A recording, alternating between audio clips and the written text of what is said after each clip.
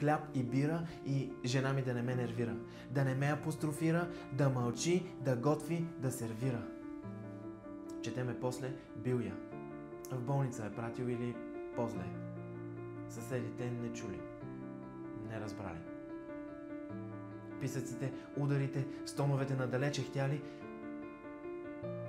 Съседите не чули, не разбрали. Небе, стискали и палци.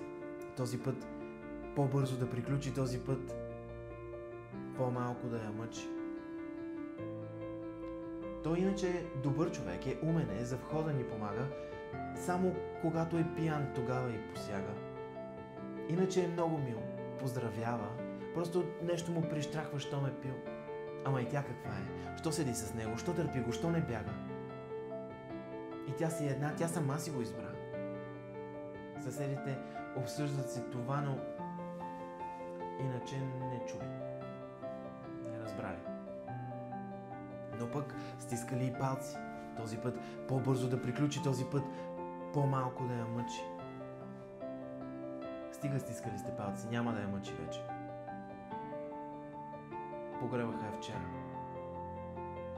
Сега от седмици съседа ще може спокойно да седне да вечеря. Без писъци, без удари, без плач. Уж свестен беше, оказа се палач. Но откъде да знаем? Бихме и помогнали, но откъде да знаем? Кой това ти казва? Писъците, ударите, стоновете надалече хтяли. Оказва се, живеят те около нас, на етажа срещу вас, или дори в къщи такива зверове могъщи.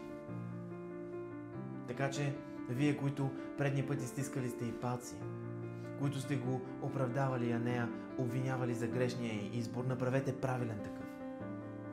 112 изберете бързо, преди да е потънала в кръв. Докато не дойдат полицаи, настойчиво звънете. Достатъчно търпяли и прикривали сме зверовете.